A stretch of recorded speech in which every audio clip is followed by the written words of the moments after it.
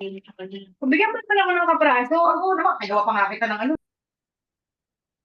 Guys, this S2 segment is just to present the answer keys. I made a point to insert this since, as I noticed during the time that I had a fast track review with the rationalization, my screen is actually focusing on my ugly face, not the screen, and it is blurred actually. So I actually increased the resolution by 150%. Okay, so that you can see the answer keys. So I will not be explaining a lot because I already explained this. I'll just uh, browse this through, okay, with you so that you can actually transcribe because I'm not allowed to provide this set in Word or PDF format. Okay, and that's the contract which I have with NCSBN. So you can just have this copied. You can do your screenshot, but you're not going to um, copy this word for word or reconstruct this or any other instructor will be able to use this in their instructional design. So I made it a point to have this presented to you through the slides. Okay, through this PDF format, you're not going to um, receive this in PDF or Word format. Okay, so this will just be fast. You can just pause. Okay, the screen on your end if you have not catched up with my fast talk review a while ago. Okay, ready? I'll just flash the answers.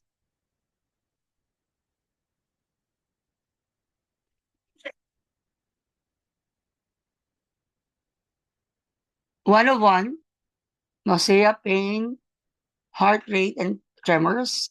Two of six, you have which problems or conditions could the client be experiencing? So you have post-operative valve obstruction, breakthrough pain, post-op infection, and hepatotoxicity. Three of six, um, withdrawal from opioids and client history.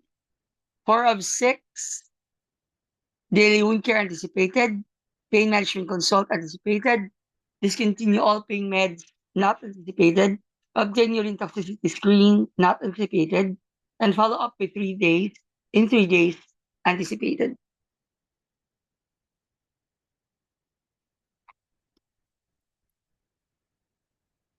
Next, based on assessment, new orders are written. What 3 points should the nurse teach the client about treatment plan? So avoid over-the-counter medications that may cause that may also include ingredients like acetaminophen, and more intense spikes of pain may indicate breakthrough pain. Then the last, consider using non-pharmacological means of pain relief with the prescription medications. It's always okay. The conservative methods first before the invasive method. So non-invasive, okay, the baseline, the simplest before you resort to the highest in terms of dosage, and the newest in terms of generation, and um, non-conservative first before conservative, non-invasive first before invasive. So in terms of pharmacology, it should be NSAIDs first, non-narcotics, then narcotics. That's the last resort. It's the ladderized approach. Next, six of six, we have which of the following statements indicate the client needs further teaching. So antagonistic effect or synergistic effect with another medication. So the drug-to-drug interaction or drug reconciliation concept will be the problem of AI in the hospital setup or even clinic setup or community setup. But for the tests, even in NCLEX and specialization tests, even the local boards, it is our responsibility. So we act as the AI. Okay. Would you imagine years ago without any app that can assist nurses? So you always feel overworked, underpaid, and you should have your PIMS or memes in front of you. But now, because of AI, our responsibilities actually did not um, did not get deducted. It actually increased, it was not easy on our part to accept the point of care testing and the advancement in technology, but it is actually part of the evolution of healthcare sciences. We actually have proven that we are indispensable in the healthcare setup. Too bad for those who who took physical therapy, medical technology, right, radiologic medicine or nuclear medicine, and pharmacy, because they will be replaced by AI. And too bad that it will be passed on to us as okay, the liaisons or as the facilitators. Okay. But they are nursing leaders now actually are drafting uh, regulations and policies and procedures to protect our workforce on our end. So they will not be jack of all trades, master of none. Okay, so here this is 6 out of 6. Okay. Next situation, bow tie stand alone question. Okay. Similar situation, similar patient, and a different pattern of question.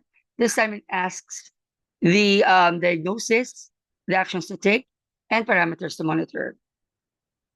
So basically, you have 5 entry. So this is drop and drag pattern. Okay. So if this bow tie pattern or this bow tie type of question will be asked on the third or fourth installment of your case study, you'll then realize that what you have answered in 1 of 6 or 2 of 6 is actually incorrect. That's most of the time students get demoralized and discouraged, but you still have a chance of getting um, additional points since 1 of 6 and 2 of 6, the first and the second installment in case study, it's always only 1 point or maximum of 3 points. Okay, majority of the points will be provided to you, whether it's right minus wrong or a standalone question on the third, fourth, fifth, and sixth installment. So that's your chance of getting up, okay, of composing yourself and correcting the errors that you have. So since, okay, most of the time you have the idea or you have the conviction na ay mali ako dun sa first and second installment because the things that are asked in the first and second installment will be placed here in bow tie. Okay? But also the diagnosis and the actions to take. So whether it's select all that applies in selection 2 or the second installment, okay, it will always be a guide for you to correct your mistakes here. That is why NCLEX, okay, with NCLEX, you're gonna go back to a previous question because in real life situation, okay, you cannot go back.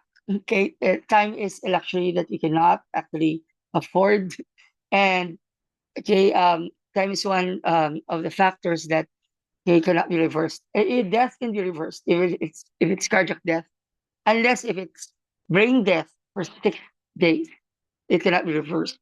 So that is why with medication administration and documentation, time is of the essence because you cannot reason out with grievance reports if you have documented and you have entered your data minutes before your time ends.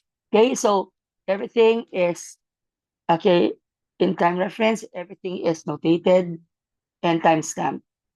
Okay? Yung mga waste na Filipino nurses hindi talaga uubra, okay, at mga pang-abuso ng mga superiors, hindi talaga uubra because of AI. Okay? Now dito, you have this okay, potential condition which is withdrawal from opioids.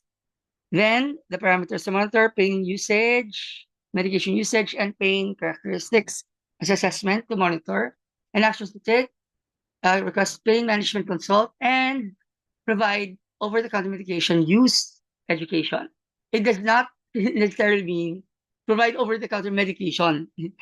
Okay, medication use education, which means you're going to discourage them from over-the-counter medications, from being dependent on this medication. We're in after 2 weeks, they'll be tolerant to that dosage, and they will suffer withdrawal signs and symptoms. Okay? So next, this is the rationale. Okay. The next and the last case study, BT, first set of question, immediate follow-up, signs of transfusion reaction. Sometimes we'll be tempted to check respiratory rate because it's in the borderline, okay? But a slight deviation from normal is considered normal, depending on the ratio and proportion, okay? So if the ratio and proportion, the range of a certain normal value is, okay, consisting of 10 points, okay, 2 points or 3 points increase plus minus 2 points or 3 points increase or decrease from the normal value, okay, is still considered normal. But if it's just several points for the range, for example, potassium is the best example, 3.5 to 5.0. So the range is only 1.5 points. So 0.1, 0.2, 0.3 may be insignificant, but 0.4 is already significant. Okay? So whereas in sodium, the range of the normal value is 10 points, 135 to 145 milliequivalents per liter. Therefore, 1 to 2 points or 3 points plus minus, okay, from the normal range is still considered normal. It is not that significant. Okay? The drugs and normal values that are actually asked are those with narrow point of reference. The therapeutic range and the toxic range is actually a thread line. Okay, so therefore, in all care setup, we must make use of the advancement and technology. We must have our intravenous access device or infusion pump or syringe pump because our risk and okay, the plastic regulator does not work as well as does not work as accurate as our monitors and our computers. Okay? Pagtalikod mo pa lang, may trinitida, di na mga alak naglalaro. Tawa-tawa pa yung nanay niya. Di ba? Hindi niya alam na mag-isang sulfate ang bumibirada sa katawan nila. Di ba nagkakalibrate ka? Di ba madali ka na nga ilan ng pasyente mo sa ward? Kakatalikod mo pa lang. Di ba visiting hours, andyan yung anak niya, naglalaro-laro din. Naglalaro-laro din na kunwari, nurse siya. O di sige, nurse mo nanay mo. Atakihin na yan. Respiratory depression, saka ka-regulate. I saw this actually in one hospital in Manila. Okay? I'll not mention the hospital because it is confidential. Pavelia. Because of overpopulation, because of the census that's not respected, overcrowded talaga sobra sila. Ang paanan ng isa, uluhan ng isa. Tapos hindi mo na alam, nag-intertwine na yung ng mga IV ng critically ill patient, yung na dapat sa ICU because overflowing ang ICU, nilagay sa ward. Di ba? At ang kumari ko pa, during the time that I visited them, ang kumari ko dun, nagbibenta pa ng alahas ng ibon products sa iniwanan niya. Pakailam, sabi niya, okay, hayaan mo na sila. It's their choice to be here. Galing. Pag 10 years ka na talaga sa ward, no, nawala ng humanity mo. Nagiging monster ka na. Kaya nga, di ba, I respect the fact na ang US hindi na kailangan ngayon ng experience. Nangangaw ngayon mga hospitals because they don't have nurses anymore. Kahit ako naman, di ako kailangan ng hospital experience, but ako magtsaga sa hospital, may call center naman. Di ba? In fact, may CI position naman. Or, okay, antayin mo lang visa mo. Kaysa sa magtiis ka dyan sa hospital, okay, na pag bumalik pa ulit ang pandemic, okay, ikaw una sa mamamatay. Okay, so, if you are, I just told, para makakopyan nyo ang mga rationale. Okay, so here, 1 out of 6, you have, okay, blood transfusion reaction. If you have itching, okay, you have to go back. What about the skin? Diba? They will not place urticaria hives species and skin is flushed, okay, with induration or with signs and symptoms of hypersensitivity reaction. Hindi nila ilalagay dyan. Ilalagay nila na skin because you are to refer to the things that you have read before. So you must master. Sa tingin mo sa chart, alam mo na para kang detective, di ba? Okay, but you don't have the luxury of time. Kaya ang mga detectives, kahit na madali yan, patay naman ang kanilang in-investigate. Di ba? Or they are investigating the next victim. Okay, they are investigating the serial killer And in order to prevent it, okay, the demise of the second victim or the next victim, tayo, di ba? Okay, we are actually expected to have a didactic memory, hindi naman sa atin lahat, photographic memory, and meron na ako pornographic memory. Malabo pa mata ko, bingi pa ako ngayon. Di ba? Kaya dapat pag New Year, okay, ano na ako, sa January 3 na ako magpapasuction na aking tenga para hindi ko marinig yung mga paputok sa New Year. Diyos, rason, tinamad lang. Okay, so dito, tandaan nyo sa ating that is vision action na to, na consideration, we have to be very um, keen in analyzing the details. We have to skim and scan all information, and we have to discard all manifestations. Kahit sa highlight items, ang dami highlight. Pero, kung hindi naman nila mention na mention 3 out of 17 na significant, di ba may ganon? 3 out of 12. Haba-haba ang statement. Ang haba-haba ang chart. Di ba? Buti nga lang dito, digital eh. Imagine mo kung hanapin mo sa chart na sabog. Hindi mo naman lalo hinahanap mo. So dito, at least it's presented here. Click ka lang. But you must be able to recall and recognize kasi hindi mo na mababalikan yun. Okay? So, skin. Tatandaan mo dapat kung anong nakita mo sa yung binasa mo sa skin. Okay? So, I have the luxury of doing that because this is okay an instructional material. Pero okay, in the real test setup, okay, sometimes my students cry because they're so exhausted, they're so frustrated. Siyempre matatandaan mo lang yung mga errors mo eh. Yung mga test items out of 100 or 150 na talagang lutang ka sa hangin. But okay, you must check it off because nobody is expected to know everything. You just have to use what you know to eliminate other options. Yun nga lang, hindi na siya multiple choice items lahat. Then fill in the blanks. How can you use what you know to eliminate other options? Fill in the blanks. Hindi, syempre, magkanta ka na doon. Come, Holy Spirit, idamay mo na lahat ng mga katabi mo para sila mabwisit din. Okay, so dito, you must be able to convince yourself that you're going to read the core concept kasi hindi na siya multiple choice items lahat. May select all that applies, may ordered response, my graphic presentation. So it's a real thing. It's based on the real healthcare setup. Okay? So, sa mga fill in the blanks, okay, numeric entry, careful ha. Ang dami pa, ba't hindi nag-progress? Tumatawa lang yung proctor kasi yung isang co-teacher ko, nag-proctor siya ngayon, champion, US citizen na siya, umuwi siya sa Pilipinas, siya ang proctor dyan sa Buendia na site. Okay? Hindi naman sa pwede mag-coach. Pindot doon ang pindot ng estudyante. Eh, nakalagay doon, round it off to 2 decimal points. Hala, whole number ang in-enter niya. Kasi enter pa rin siya ng enter. Okay, hindi dapat siya magpo-progress, but the NCLEX is actually testing not only core competencies in nursing, but also critical thinking and clinical judgment. So kung 3 beses mo na pinilit na nagsasabing computer na error, check your answers and check the instructions first. Pinindot mo pa rin ang proceed. After 3 tries mo, kahit na error yan, kahit na kulang ang, sigurado mali ka na doon. Kulang ang decimal point mo or kulang ang group of words mo, di ba? Kasi sometimes phrase ang hinahanap. Okay? So, mag-proceed siya. Incorrect ka doon. Di ba? Marami daw cases sa Filipino ganyan.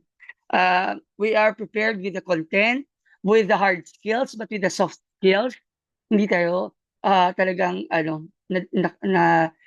naka-develop ng test wiseness, naka-develop ng critical thinking during the times na pressure tayo sa mga examinations. Sometimes we lose our common sense, naging rare sense. Di ba? Hindi nagbabasa ng instruction, kaya may tutorial ang SSBN. But it does not mean na nag-tutorial ka dun sa pattern nila, yun na yun. Because may mga bagong addition questions na naratong yung estudyante. Bakit sabi nila 3 lang ang case study, 18 questions lang. 18 questions out of the 3 case studies. Bakit sa akin 7? Hindi lang kasi binasa ang aking handbook na pinorward sa kanila, okay, na nag-explain doon that if you are bombarded with case study questions, that means sa computer adaptive testing, sa graph, mataas ang level of competence mo. Na-demoralize mga hayop. Kasi hindi nga marunong makulit lang talaga yung Pinoy. I for one, I'm guilty of that. Di ba? Mga may grade na 80, dito. Ang grade mo, pag above 80 doon, tatanong pa, 80 ma'am, saan nabilo? Yan, para mag-sure, para sigurado.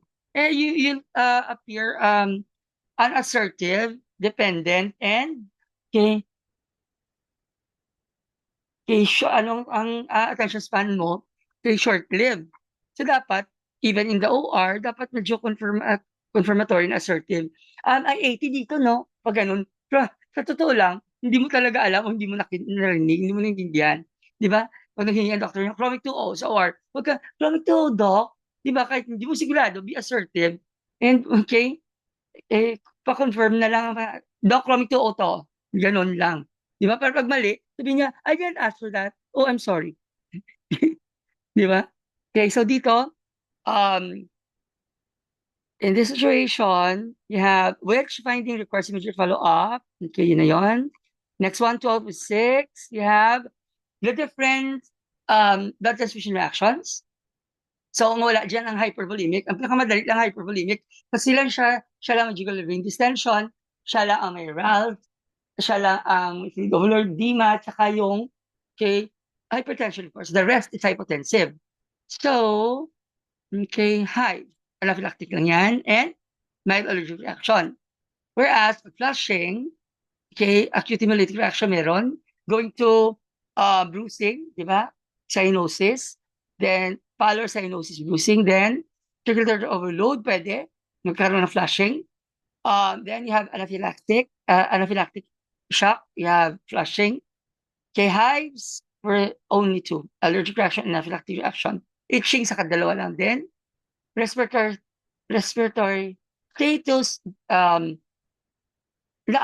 increase ba, decrease ba, may difficulty of breathing ba, shortness of breath ba, balikan mo situation. What the test developer wants you to exercise is having a recall recognition that has pinpoint precision. Okay? Balikan mo. Ano ba ang natandaan mo sa RR niya? Okay, may problema ba sa breathing? Or there's a difference before and after treatment. So yun na, kahit 2 lang dito, 2 lang ang improvement. Okay? Okay, this actually indicates what?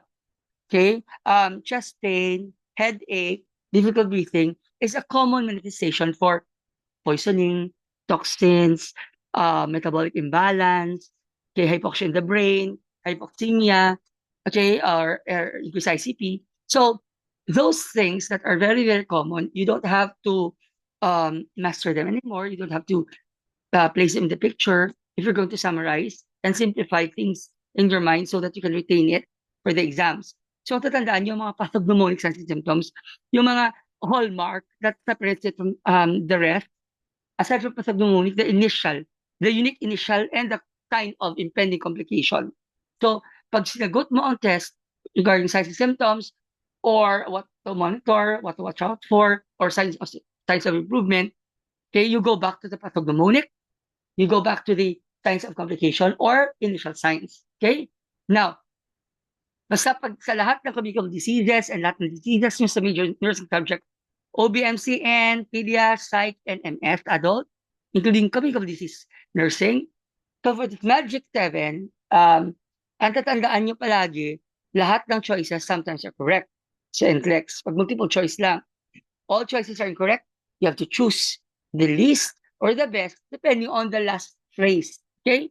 So, naghanap ka ng true statement, yung pinapahanap sa'yo yung false statement. Okay? Naghanap ka ng best, pala worst ang hinahanap kasi all the following are best except, di ba?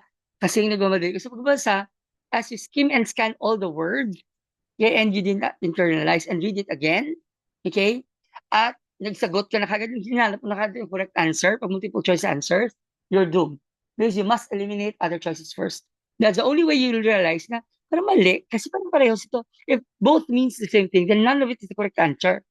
If two choices are opposite each other, there's a big chance that one of it is the correct answer.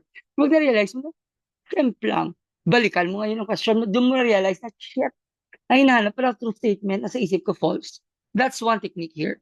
Okay? So, here, you have, ulit lang.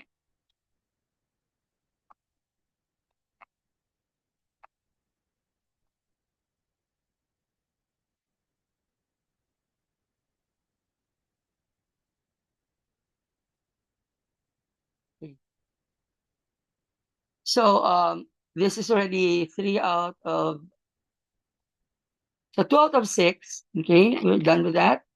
Okay? Ito ang rationale. You can get a screenshot of that. Next, you have 6. You have mild allergic reaction, because if it's anaphylaxis or hypersensitivity reaction, the person already has squeezed stridor, and eventually the airways are so swollen that air can't get through, then it's a life-threatening condition. This one may be managed by antihistamine as a treatment, or prophylactic antihistamine before. Benadryl, 30 minutes prior to does the trick. Okay, next one. This is 4 out of 6. So each category may have more than one order here. So do not be deceived. Sometimes isa lang or sometimes lahat. Okay? So you just have to grasp the concept and do not use your intuition. Most of the time, okay, it will mislead you, because the developers are actually well trained in test construction analysis. They are constructing tests in such a way that those who just guess will commit a mistake, and the probability of having a 3 consecutive correct answers, or in fact you're just guessing, is and not feasible or not possible. Okay, so the level of reliability and validity of the structure of the questions are actually scrutinized for 1 to 3 years. So do not actually overanalyze the question. Do not contest the question, or question the question, literally. Okay? Na may mali siya, may grammatical error, walang ganon. Okay? It is, sinasadya yan, or it is part of the testing process. Okay, so here, you have stop transition, stop, flush the line between NSS, and you have to notify attending physician. The fourth is send the blood back to the lab, and the fifth is reassess vital signs and lab data submission. Okay, so I've always reiterated this, because this is the concept that will not be absent in your test. Naka-priority sila. Because when you speak of hospitalization, okay, the clinical picture is always IV therapy, blood transfusion, medications. Okay, so that's it. And prophylactic diphenhydramine or treatment na if it's too late. Number 5 of 6. Okay. If you're experiencing allergic reaction and orders diphenhydramine, what should the nurse teach the client about the treatment plan? Which one is applicable? Now, the second one, diphenhydramine, is an antihistamine that decreases itching. And immediately report any difficulty of breathing pa rin sa physician, because it might have exacerbated. Hindi kinaya ng heparin ng ating antihistamine. Then, the last correct answer, retreatment with antihistamines may be needed for future transfusions. So that's prophylaxis. Kasi nagkaroon ko ng history of allergies. Okay? So makatiki na talaga for life. 4 out of 6. Next. A 65-year-old male cancer with blood transfusion, same. 6 out of 6, last na to. So therefore, when you browse through the data, actually the last is assessing mo if the condition of the patient improved or not, or it'll ask you which one needs further evaluation or referral, yung ganon. Para real-life situation, this is the discharge planning. So which one of the following improved, which one of the following stays the same? Okay, let's go down.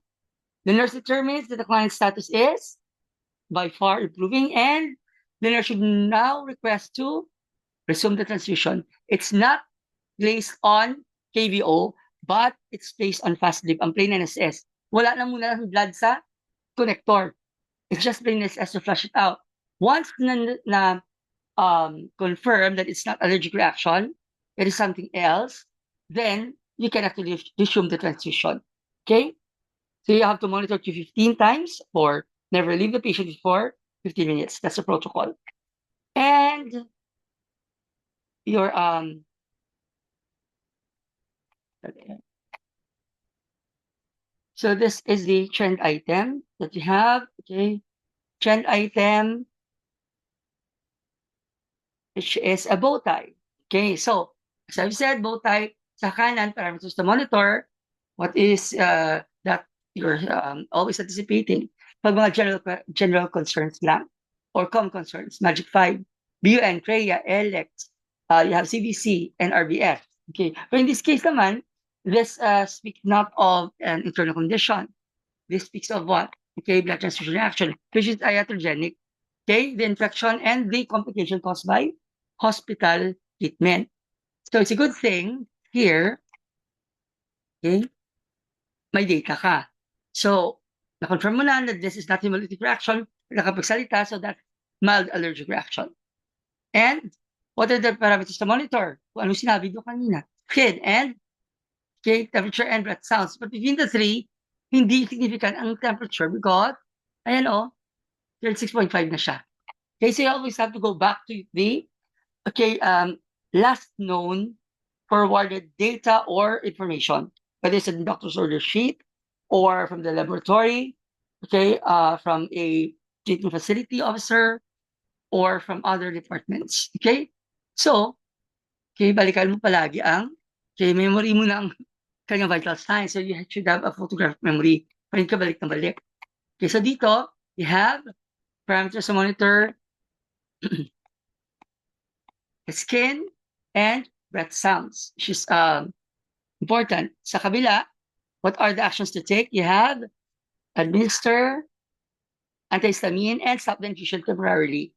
Ikabit mo na lang pag stable na. At na-confirm that it's not about the blood. Okay? So, which one is a tuberculin syringe? Hindi yung may units. Ito. Okay? It's CC. Next, orange yung kulay kasi. Next one dito, numeric entry. Your order reads 0.25 over point. Okay, 125. So, times 5 ml. And that, ito yung basis mo. Nandyan lang lahat. Pag binigyan ka ng ganito, ng illustration, okay, the data is usually important. It may guide you or lead you to something. Okay? So dito, you have this as a clue. Okay, kaya na pink as a center. So that when you look for the reconstitution or the available reconstitution of dose, okay, you can see that clearly. Okay? Do not overlook the said item. Kung initim yan, ay ako kung saan mo titingin. So, dito you have 10 as the answer. Next one, konti na lang. What's the best for flushing? It's plain and assessor 0.9% NaCl. But what's the best for burns, resuscitation, plain LR? Okay? Next one, this is an epidural catheter. Okay, I hope you're right there. And I will forward to you actually a picture. I will have a screenshot of the herbal beds, which is in summary form, okay, plus a mnemonics format medyo mababa. Pero once mo basahin, ma-integrate mo na kagad ang international herbal beds and contemporary meds. Remember, they're not just herbs. They're not just food supplement. They're contemporary meds because most of them are proven by medical science and the Food and Drug Authority in the States. They're categorized as contemporary meds higher than herbal meds. Sila to. So you have blue cohosh, black cohosh, feverfew, echinacea. Ang kava-kava is actually an anxiolytic and a sedative. Okay, the question asks you something about that has to do with menstrual cycle. It does not do anything. Okay, it will not exaggerate or worsen. Okay, it will not decrease your signs and symptoms of reproductive pain or cramps. Okay, yung mga discomforts mo during the times of surge of hormones. Okay, so tandaan nyo lang, okay, lahat ng associated with KEPs chamomile flower. So that's an OB drug. Okay, sila ng evening primrose. You have feverfew. It relieves your aches and pains. It actually regulates your hormones, kaya mababalance mo na lahat. Mawalang headache mo. So that's chamomile flower, feverfew, kinesea, black and blue cohosh, and that ginkgo biloba is for Alzheimer's, for magiging isang memory. Okay? Like in St. John's wort naman is, okay, a um, psychiatric agent or contemporary med, okay, that handles depression. Okay? So next, numeric entry. So still the same formula. D over A times V is equal to Q. And for the infusion, you have total volume times drop factor over time in hours times 16 minutes. Okay, so you just cross multiply if you're looking for something else. Okay, so that's about it. And that concludes my rundown of this set, okay, which I actually have just inserted between series 1 and series 3. Okay, because the end of series 1 might not have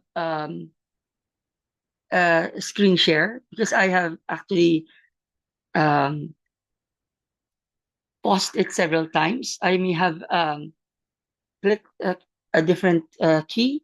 I may have touched a different key. That's why it actually went on a blackout. But my voice can be heard, so it lasts for 10 minutes, I think. Okay, so just be reading on that, and this is now the